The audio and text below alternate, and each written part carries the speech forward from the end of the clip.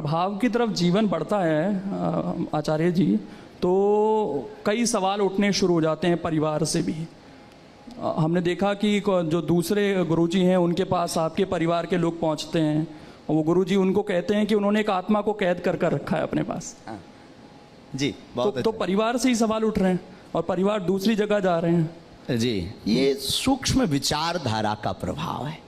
हमारा इसमें कोई लेना देना नहीं, ना कोई हमारा किसी से विरोध है ना विरोधाभास है, सब हमारे अपने हैं। कोई पत्र चढ़ाता, कोई पुष्प चढ़ाता, कोई आत्मा को कैद करके रखा है किसी, ऐसा स्वप्न में नहीं हो सकता। जिनके लिए उन्होंने कहा आत्मा को कैद करने वाला व्यक्ति हनुमान जी की पूजा नहीं कर सकता, आत्मा को कैद करने वाला व्यक्ति हनुमान जी की साधना नहीं कर सकता। या तो हनुमान जी नहीं है या आत्मा नहीं है, क्योंकि भूत पिशाच निकट नहीं आवे। आत्मा मतलब भूत, और भूत को बस में करने वाला हनुमान जी की सेवा नहीं कर सकता, हनुमान जी को धारण नहीं कर सकता, हनुमान जी का मुगदर नहीं ले सकता। या तो हनुमान जी नहीं है या आत्मा नहीं है।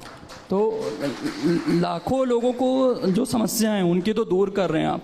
परिवार वालों से कभी बात होती है, उन्हें समझाने की कोशिश होती है इस चीज को?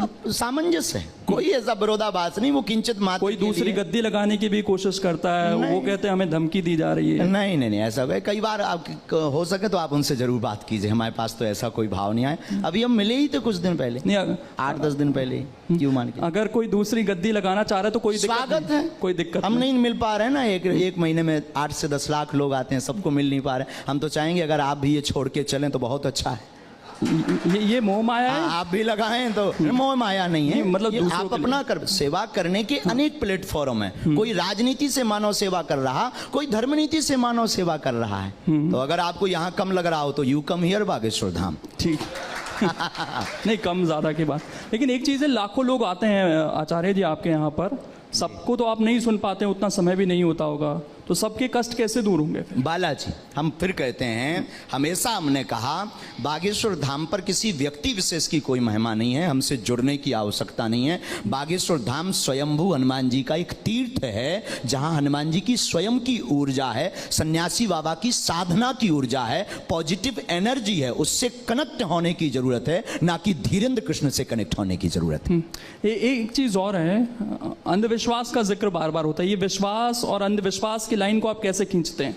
कभी इसको विराम नहीं किया जा सकता, ये अनवरत चलता रहेगा। अगर अंधविश्वास नहीं होगा तो विश्वास शून्य हो जाएगा, और विश्वास नहीं होगा तो अंधविश्वास शून्य हो जाएगा। विज्ञान नहीं होगा तो पराविज्ञान की चर्चा शून्य हो जाएगी, और केवल पराविज्ञान नहीं होगा तो विज्ञान की चर्चा शून्य हो जाएगी। केवल उजाला हो तो अंधकार की महिमा मिट जाए, उजाले की महिमा मिट जाएगी, और केवल अंधकार हो तो अंधकार की महिमा मिट जाएगी। दोनों का होना जरूरी। रामायण में राम थे तो रावण जरूरी, रावण के बिना रामचरितमानस में राम जी की महिमा नहीं हुई है।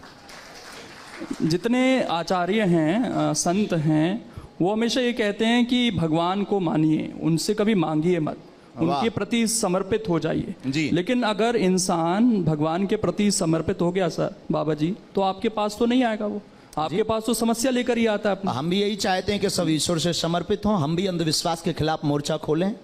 दरबार लगाने का ध्येय और सिद्धांत यही है कि इंसान कतई भगवान नहीं हो सकता। तमाम जो संत हैं वो ये कोशिश कर रहे हैं कि भाई आदमी खुश रहे, तमाम मोह माया से ऊपर आए, भगवान के प्रति समर्पित हो जाए, लेकिन हो नहीं पा रहा। आपके पास जो आते हैं वो ज्यादातर दुखी लोग ही आते हैं। हाँ, आना भी चाहिए, स्वागत है उनका। हमारी दृष्टि में अब महापुरुषों की बात अलग है, संतों की बात अलग है। संत जो कह रहे हैं वो बहुत ऊंचा ज्ञान है, बहुत अद्भुत ज्ञान है। उस ज्ञान में हमारे जैसे